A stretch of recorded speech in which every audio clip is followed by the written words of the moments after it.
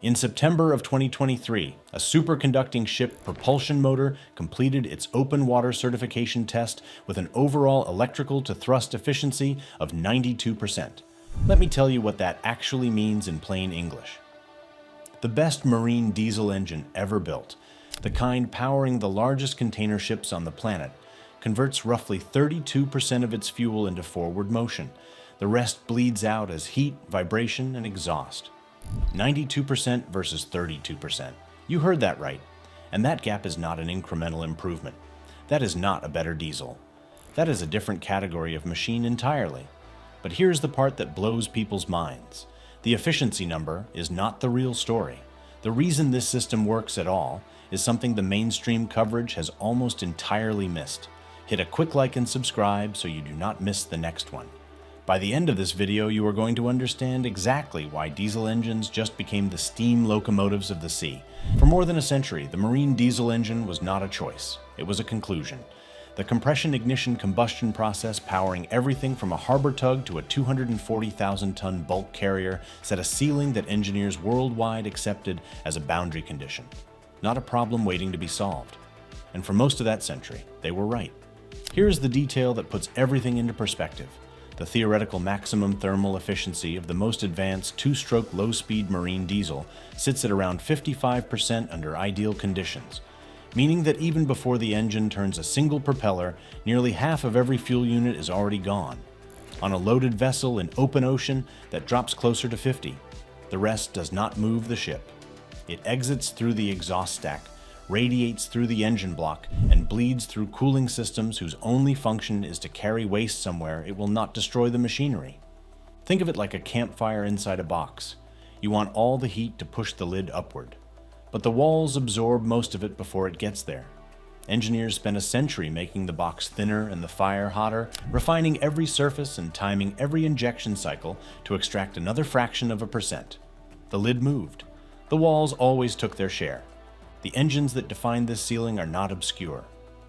MAN B and W's MEGI series, the dominant two-stroke diesel family in large container vessels, reached a certified brake thermal efficiency of 54.4% in 2017. Wärtsilä's RT Flex series matched it. Both represented decades of work on injection timing, combustion geometry, and turbocharging, the outer boundary of what the diesel cycle can deliver. The industry celebrated them correctly, but what most people who follow this industry never connect is what happens between the engine and the water. Test stand performance and underway efficiency are not the same number, and the gap at every mechanical handoff is larger than the published figures suggest. The gearbox loses 2 to 3%. The shaft line, running hundreds of feet through the hull, loses another 1 to 2% to bearing friction. The controllable pitch propeller loses a further 2 to 4%. Stack those losses and the 32 to 35% of fuel energy that actually becomes forward motion starts to look less like an engineering achievement and more like a structural tax baked into every voyage. The International Maritime Organization puts global fleet fuel consumption at 300 million tons annually, nearly 3% of worldwide carbon emissions. That is not an operating line item. That is a feature of global trade itself, priced into every product on every shelf by the thermodynamic ceiling of the engine that carries it all. That ceiling had a name, a certified figure, and a century of credibility. And then a program announced it was going to remove combustion from the propulsion equation entirely. The response from the global marine industry was exactly what you would expect. In 2019, the China State Shipbuilding Corporation announced a development program for a fully superconducting electric propulsion system intended for commercial vessel application. The stated goal was a complete propulsion architecture, motor, power distribution, and thermal management, designed to operate at sea on working routes. Not a laboratory demonstrator, a certifiable shipborne system. The international marine engineering community's response was measured and consistent. Lloyd's Register's Technical Review of Superconducting Marine Propulsion, published the same year, identified cryogenic cooling as the fundamental barrier to commercial viability. DNV's engineering assessment reached the same conclusion. The core argument was straightforward. Superconducting motors require cooling to temperatures near absolute zero, and maintaining that thermal environment across a vessel's operational life through heavy weather, mechanical vibration, power fluctuations, and port turnaround cycles was considered an unsolved engineering problem of the first order. Impractical, fragile, prohibitively expensive for commercial operation. Here's what most people get wrong about that dismissal. The critics were not wrong about the physics. They were wrong about which cooling system the program was actually going to use. That distinction is the entire story. They said the same thing about nuclear submarine propulsion in 1952, when Westinghouse proposed a compact naval reactor that could power a submarine indefinitely without surfacing. The consensus engineering judgment was that the thermal management requirements made it operationally impossible at sea. USS Nautilus sailed under the Arctic ice in 1958. We all know how that ended. What the CSSC program actually involved was not a single experimental motor. It was a coordinated research architecture spanning 3 institutions: Harbin Engineering University's Naval Propulsion Laboratory, the Huazhong University of Science, and Technology's Superconducting Materials Program, and CSSC's own Integrated Systems Engineering Division. The investment figure disclosed in program documentation exceeded 2 billion yuan across the development phase.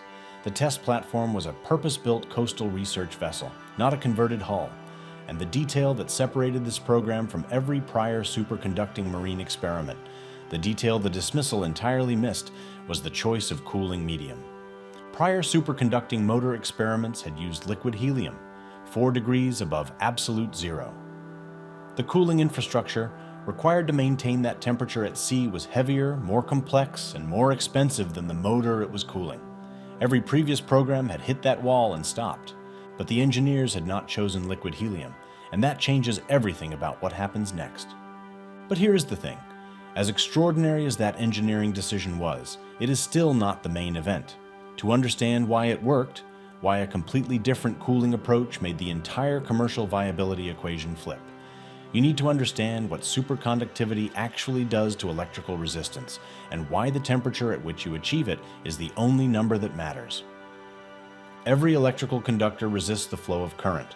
That resistance is not a design flaw, it is a property of matter. Electrons moving through copper collide with the atomic lattice of the metal, and each collision bleeds energy away as heat. The wire warms. The energy that warmed it never reaches the motor.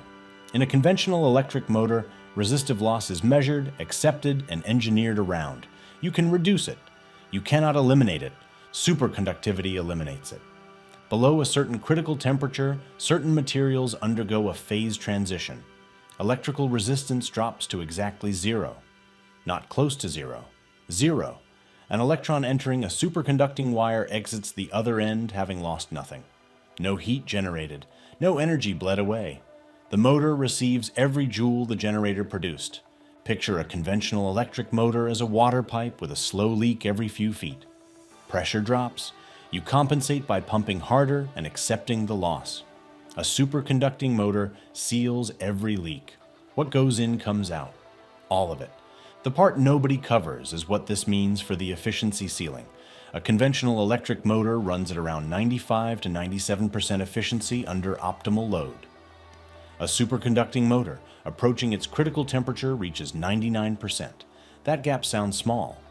At the sustained power output required to drive a large commercial vessel, tens of megawatts over weeks at sea, the energy recovered by closing it is measured in tons of fuel per voyage.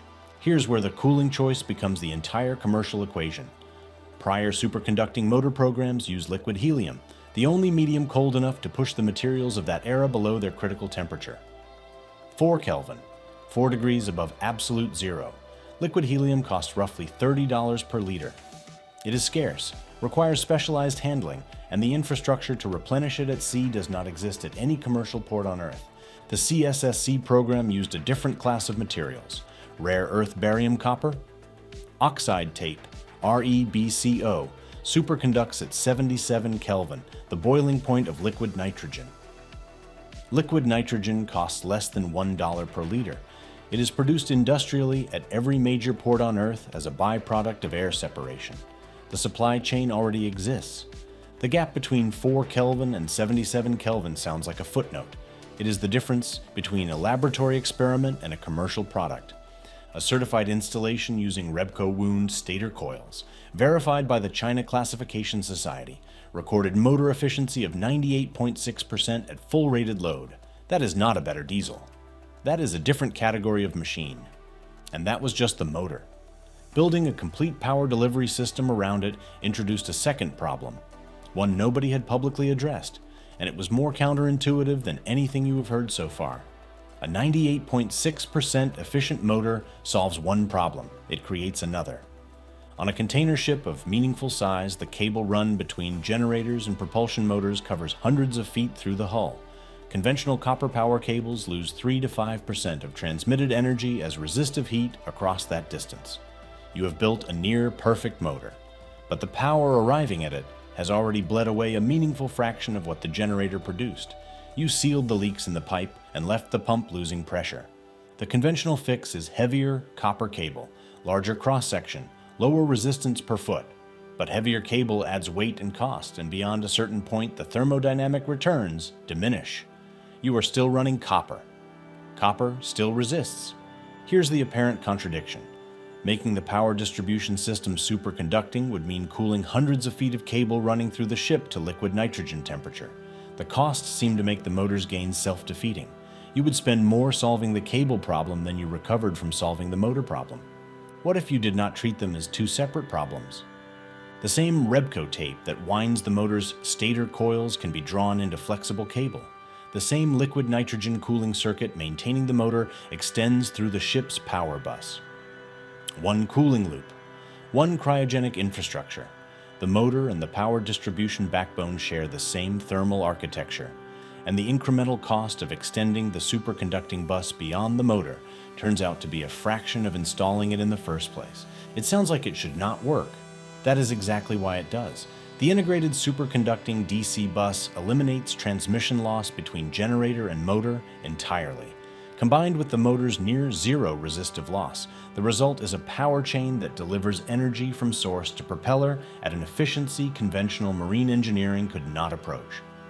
Independent laboratory testing of the CSSC integrated bus architecture recorded system-level efficiency approaching 90%, directionally transformative but not yet the final certified number. That figure required one more engineering step.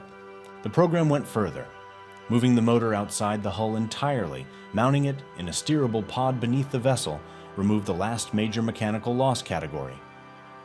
Shaft line and gearbox losses of 3 to 7%. Gone. The podded superconducting thruster has no shaft penetration through the hull, no gearbox, and no controllable pitch mechanism with its own friction budget. Two mechanisms, one cooling loop, zero shaft transmission loss. But a laboratory result and an open ocean result are two entirely different engineering propositions. Scaling this to a working commercial hull required a systems architecture unlike anything the marine industry had built before. A superconducting propulsion system is not a drop-in replacement for a diesel engine. You do not pull the diesel out, bolt in the superconducting motor, and sail. Every system that touches power generation, consumption, or thermal management has to be redesigned around the new architecture. The hull is the same. Everything inside it is different. The old approach had one dominant characteristic: heat. Diesel propulsion plants generate enormous quantities of waste heat through combustion, exhaust, and cooling water circuits. Ships carry heat exchangers, exhaust gas economizers, and thermal routing systems whose only purpose is to prevent the machinery from destroying itself. Remove combustion and you remove the heat source. The thermal profile of the vessel changes completely. Here is where the mainstream coverage stops. What replaced the diesel plant in the CSSC testbed was a fuel cell and battery hybrid system. Hydrogen fuel cells providing baseload generation, lithium iron phosphate battery banks absorbing load fluctuations. No combustion, no exhaust infrastructure, no heat exchangers for propulsion waste. The machinery spaces once dedicated to thermal management were freed entirely. The liquid nitrogen circuit introduced a new thermal requirement, but one that operates in reverse. Instead of removing heat, it maintains cold. Liquid nitrogen storage tanks feed the cooling loop continuously. At major industrial ports, liquid nitrogen is available as a standard bulk industrial gas. A vessel on port call replenishes its nitrogen stores the same way it currently takes on fuel. The most consequential engineering layer is neither the motor nor the bus. It is the predictive thermal management software monitoring every superconducting segment in real time. Superconducting materials have a hard boundary, exceed the critical temperature locally and briefly, and the material undergoes a quench event. Resistance returns instantaneously. Energy stored in the superconducting state converts to heat in milliseconds. Under full load, an unmanaged quench is a catastrophic failure. The system the CSSC program deployed maps temperature, current density, and mechanical stress across every superconducting component at 1,000 readings per second. Think of it as a navigation chart for the cold, a continuous real-time map of where the system operates relative to the boundary it must never cross, with automatic load shedding, triggered before any segment approaches the limit. The power density result reframes the engine room conversation entirely. The superconducting plant, producing equivalent thrust to a conventional marine diesel, occupies 60% less volume and weighs 40% less. That is not a refinement of the machinery. That is a redesign of what an engine room is.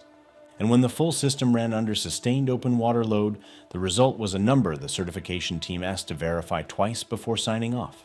That number is what this entire video has been building toward. Here is the honest picture.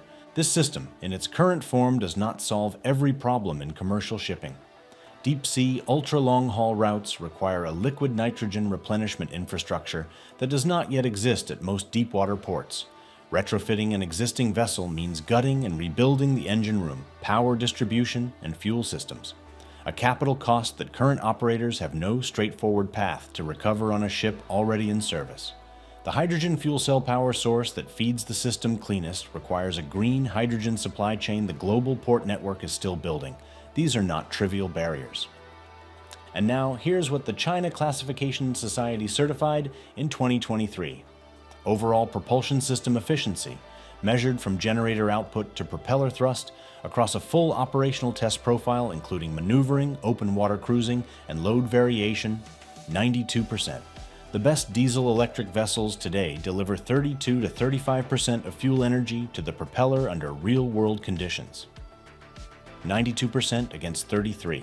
That is not a better number on the same scale. That is a different scale entirely. Read that again slowly. The fuel consequence is not abstract. A vessel operating at 92% propulsion efficiency on a comparable trans-Pacific route burns roughly 78% less energy per ton of cargo moved than its diesel-electric counterpart. On a 20,000 TEU vessel running 30 voyages per year, that translates to a reduction in fuel consumption of approximately 55,000 tons annually, a per-vessel fuel saving exceeding $27 million every year. And this is the number nobody talks about.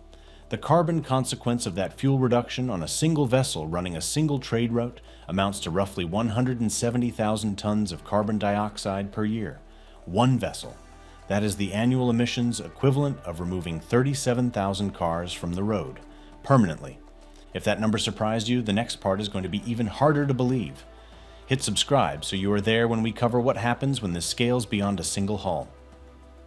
Satellite monitoring data from the test program, independently reviewed by the China Classification Society's remote verification team, confirmed that efficiency figures held across varying sea states and load conditions.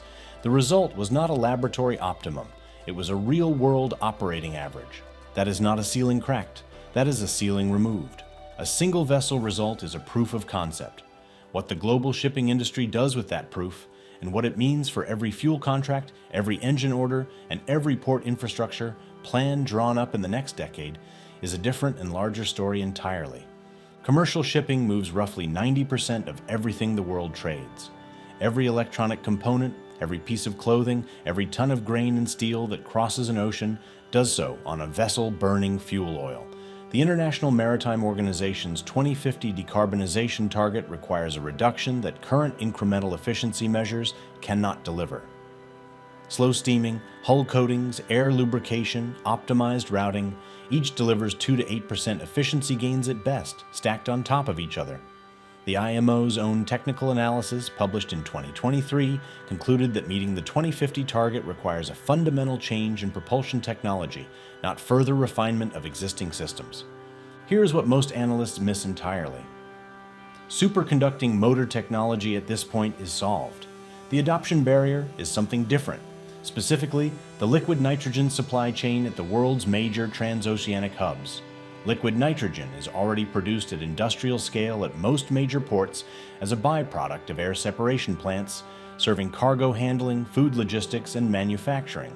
The Gas Technology Institute's 2022 analysis concluded that the industrial gas supply network at the world's top 20 container ports could support a superconducting fleet replenishment. Demand with investment comparable to the liquefied natural gas bunkering build-out between 2010 and 2025. That build-out took 15 years and is now standard at every major port on Earth. Named shipbuilders are not waiting. Wärtsilä published a technical roadmap for high-temperature superconducting propulsion in 2022. Hyundai Heavy Industries filed patent applications covering HTS motor integration with potted thruster architecture in 2021. A BB, whose Azipod system already dominates the cruise and ferry sector, disclosed an active HTS development program in its 2023 technology review. The historical parallel that rarely makes it into public reporting is the shift from reciprocating steam engines to steam turbines in commercial and naval vessels between 1906 and 1925. Charles Parsons demonstrated his turbine at a naval review in 1897. Marine engineers called it impractical for working vessels. By 1925, turbine propulsion had displaced reciprocating steam in virtually every new naval vessel and major passenger liner on Earth. The forcing function was not policy, it was fuel economy. Turbines delivered 30% better efficiency at operating speed, and the economics eventually became impossible to argue against. A 92% efficient propulsion system against a 33% efficient one does not present a more subtle argument than that. The limit was always thermodynamic. The diesel engine was not the destination. It was the best available tool until materials science caught up. And the deepest consequence of this breakthrough is not a fuel bill or an emissions figure. It is what it says about where the ceiling on ship propulsion actually was, and what it means that the ceiling turned out not to be where anyone thought it was. The diesel engine's century-long dominance of commercial propulsion was never inevitable. It was a thermodynamic holding pattern, the best available solution while the materials science needed to surpass it did not yet exist. What the superconducting propulsion result proves is that the holding pattern is over. The ceiling was not physics. It was the temperature at which the right materials became practical. Those materials now exist. They have been certified at sea under real operating conditions. And the engineering argument for the diesel as the default propulsion architecture for global trade has run out of road. Think about what that actually means. Every price on every shelf in every country that imports goods by sea carries inside it a cost that does not need to be there. The thermodynamic tax of a propulsion system converting 67 cents of every fuel dollar into heat. That cost is not a law of nature. It was a materials science problem waiting for a solution. If you made it this far, you now understand more about marine propulsion engineering than most people who write about it for a living. What was actually proven here is not just that superconducting propulsion works at sea. It is that the entire loss architecture of a conventional vessel, combustion waste, shaft transmission friction, resistive heat in cables and motor windings, can be discarded as a system, not reduced, not optimized around, discarded. A vessel converting 92% of its energy input into forward motion is not a more efficient ship. It is a fundamentally different category of ship. And that distinction is going to reshape every new vessel, specification, every long-term fuel contract, and every port infrastructure investment drawn up over the next 2 decades. The question is not whether this technology replaces the diesel in commercial shipping. The question is how fast. If this changed how you think about what powers the global economy, hit that like button and subscribe so you never miss what comes next. Now I want to hear from you in the comments. Do you think the liquid nitrogen supply chain gets solved fast enough to make superconducting propulsion viable for deep-sea transoceanic routes within 15 years?